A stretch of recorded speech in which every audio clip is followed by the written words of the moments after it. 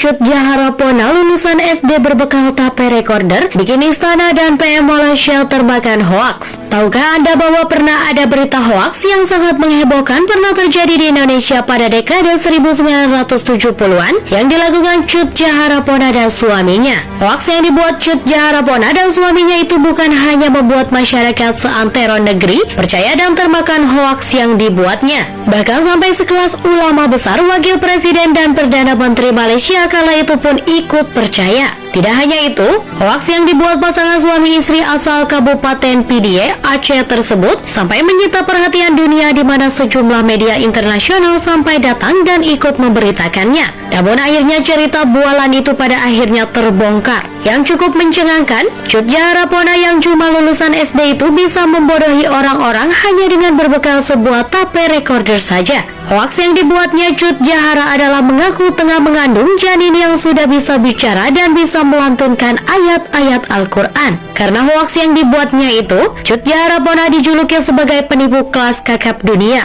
Bagaimana kisah Cut Jaharapona hanya berbekal tape recorder bisa membuat istana dan PM Malaysia kala itu termakan hoaks? Awal mula, cerita ini bermula pada dekade 1970-an, di mana Cut Jahara mengaku kepada orang-orang tengah mengandung janin yang bisa berbicara dan mengaji, meski masih di dalam kandungan. Warga yang penasaran akhirnya berbondong-bondong mendatangi rumah Cut Jahara dan menempelkan di telinganya untuk mendengarkan sang janin berbicara atau mengaji. Bukan saja masyarakat, para ulama dan tokoh pemerintah setempat pun ikut berdatangan untuk membuktikan sendiri kebenaran berita tersebut. Mereka bahkan rela mengantri cukup panjang dan berlama-lama hanya untuk mendengarkan secara langsung janin bicara dan mengaji yang dikandung oleh Cut Jaharapona. Hasilnya, setiap orang yang menempelkan telinga pada perutnya pun mengaku mendengarkan suara bayi bicara atau mengaji. Berita itu kemudian sangat cepat menyebar dan makin dipercaya sebagai sebuah kebenaran, dianggap mukjizat. Hoaks ini semakin dipercaya publik saat itu karena sejumlah ulama malah memberikan pernyataan yang mendukung bahwa kebohongan Cut Jaharapona itu adalah sebuah kebenaran. Di antaranya adalah Buya Hamka, pendiri Majelis Ulama Indonesia yang memberikan pendapat dan pembenaran. Padahal Buya sebenarnya meragukan ada janin dalam perut bisa bicara dan mengaji. Buya Hamka sebenarnya tidak percaya. Dia hanya memberi reaksi saat ditanya wartawan dengan menyatakan kalau Tuhan menghendaki memang bisa terjadi. Pendapat senada juga disampaikan sejumlah ulama lainnya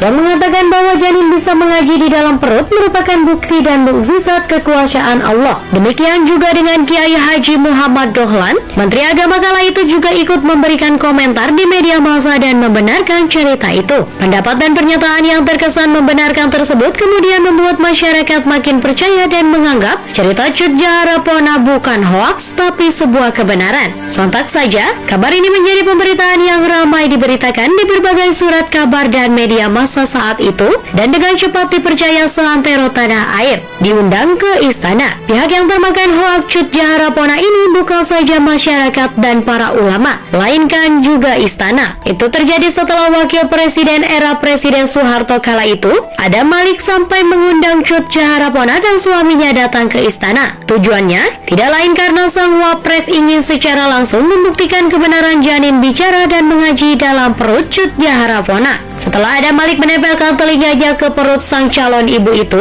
ia mendengarkan suara mengaji. Dipercaya PM Malaysia, kabar janin ajaib yang dikandung Cut Jaharapona sampai juga ke telinga Perdana Menteri Malaysia kala itu Tengku Abdul Rahman Putra. Serupa dengan Adam Malik, PM Malaysia itu juga percaya bahwa janin dalam perut bisa mengaji itu benar adanya. Ia menyatakan bahwa semua bisa saja terjadi jika Tuhan menghendaki. Bukti yang paling nyata adalah perawan Maria yang juga bisa melahirkan bayi Isa. Begitu anggapan yang berkembang kala itu yang umumnya merujuk kasus Cut Jahara dengan mukjizat perawan Maria.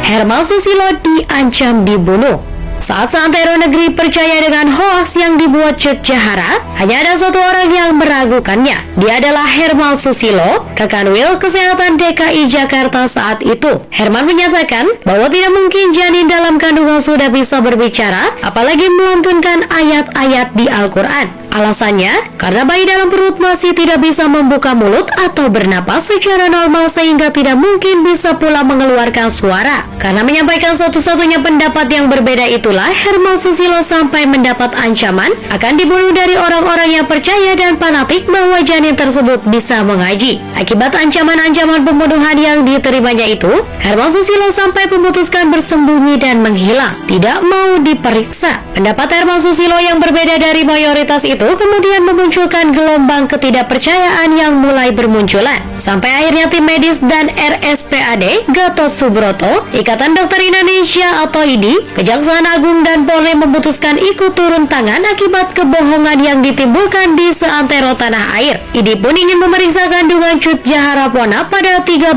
Oktober 1970.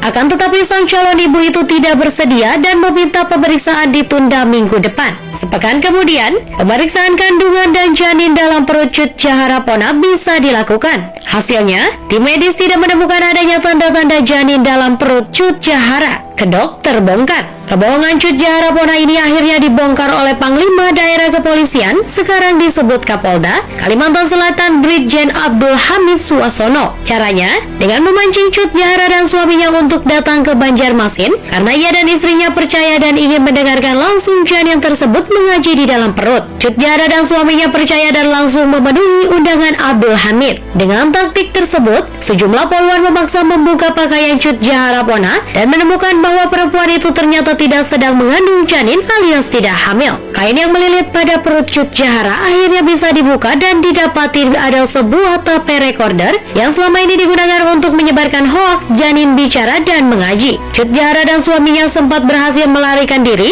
tapi kemudian bisa ditangkap. Keduanya akhirnya juga dipenjara karena telah menyebarkan hoaks. Belakangan diketahui bahwa motif penyebaran hoaks itu hanya untuk mendapatkan uang pemberian dari orang-orang yang percaya bahwa kebohongan yang dibuat Cut Jaharapona dan suaminya itu. Tapi recorder sendiri menjadi barang yang masih sangat asing bagi masyarakat saat itu. Hanya orang-orang tertentu yang bisa memilikinya kala itu. Tapi tidak diketahui dari mana pasangan suami istri tersebut mendapatkan tape recorder yang dipakai untuk membodohi banyak orang saat itu.